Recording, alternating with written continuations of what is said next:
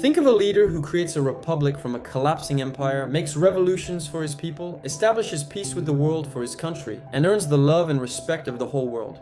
Hello everyone, I'm Uğur Ergünay. Today we'll explore the final year of a leader who carved a modern nation from the ashes of an empire, Mustafa Kemal Atatürk. This isn't just a story of illness and loss, it's a story of unwavering dedication, a race against time, and a legacy that would echo through generations. The year is 1937. Atatürk, the founder and first president of the Republic of Turkey, is at the height of his power and influence. He has spent over a decade forging a new identity for his people, introducing sweeping reforms in law, education, and social life.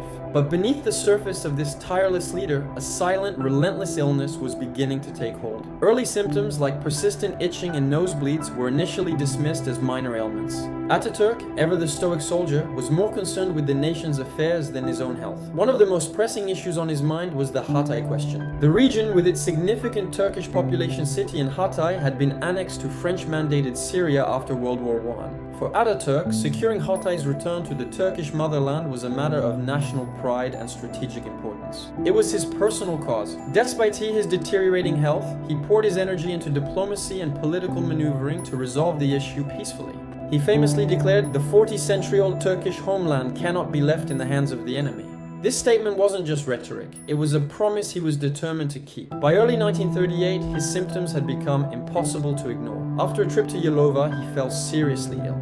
Doctors were summoned, and on January 22nd, Dr. Nihat Reşat Belger diagnosed him with cirrhosis of the liver, a condition likely exacerbated by his demanding lifestyle and past health issues. The diagnosis was kept from the public and even, for a time, from Atatürk himself to prevent national panic. He was simply told he needed rest, but rest was a luxury Atatürk could not afford, especially with the Hatay issue reaching a critical point. Driven by his commitment, he embarked on an arduous journey to Mersin and Adana in May 1938. The trip was a tremendous physical strain, yet when he stood before the troops and the public, he summoned an incredible reserve of strength. He reviewed military parades and delivered powerful speeches, projecting an image of vitality he did not possess. This journey was his final public demonstration of his unyielding will, a last show of force to the world and a reassurance to his people. His presence there was instrumental in solidifying Turkey's position and ultimately led to Hatay's independence and its eventual unification with Turkey a year later, a victory he would sadly not live to see. After the southern tour, his health declined rapidly. He was brought back to Istanbul, initially staying at Savarona, the presidential yacht.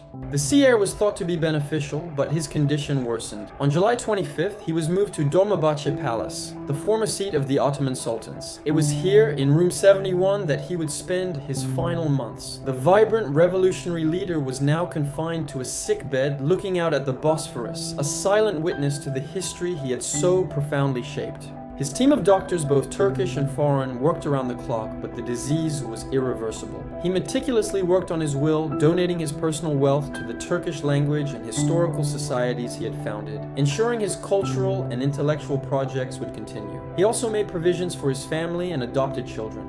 Even in his final days, his thoughts were not on himself, but on the future of the nation and the institutions he had built. As autumn set in, Atatürk fell into his first coma on September 1st. He recovered, but it was clear the end was near.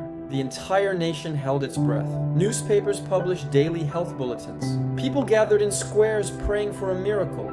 On the morning of November 10th, 1938, the final struggle began. In the grand room of Dolmabahce Palace, surrounded by his closest companions and doctors, Mustafa Kemal Atatürk's heart finally gave out. The man who had defied empires, who had pulled his country into the 20th century, was gone. The silence in the room was soon broken by a wave of grief that swept across Turkey and resonated throughout the world. The news of his death plunged the nation into an unprecedented state of mourning. His body lay in state at Dolmabahce Palace for 3 days as hundreds of thousands of people from all walks of life filed past in a silent, tearful procession to pay their last respects.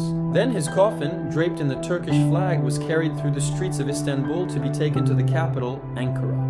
His final journey was a national event, a testament to the deep love and reverence his people held for him. On November 21st, he was laid to rest in a temporary tomb at the Ethnography Museum of Ankara, awaiting the construction of his final resting place, Anıtkabir. On November 21st, he was laid to rest in a temporary tomb at the Ethnography Museum of Ankara, awaiting the construction of his final resting place, Anıtkabir. The world reacted with an outpouring of respect and admiration. Leaders who had been both his allies and adversaries recognized the magnitude of the loss. French President Albert Lebrun said, "He was a great man in every sense of the word."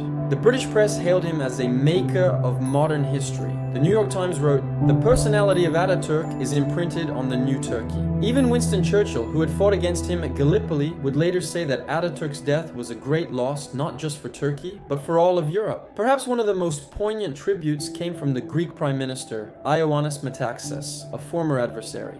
He stated, "Atatürk was not only the leader of the Turkish nation, but also one of the greatest leaders of the post-war era. A noble-spirited leader who knew how to be a brave enemy, but also a sincere and valuable friend." These words from a former foe encapsulate Atatürk's legacy. A soldier who understood the price of war and therefore cherished peace, a nationalist who respected other nations, and a revolutionary whose vision extended far beyond the borders of his own country. Yet he faced it with the same courage, dignity, and unwavering concern for his nation that had defined his entire life, and left a legacy of a modern, secular, and independent republic. Atatürk's story doesn't end with his death. It continues in the heart of the nation he created and in the ongoing ideals of progress and enlightenment he championed. Thank you so much for joining me on this historical journey. If you found this video meaningful, please give it a like, share it with others, and don't forget to subscribe to the channel for more deep dives into history. And I'll see you in the next video.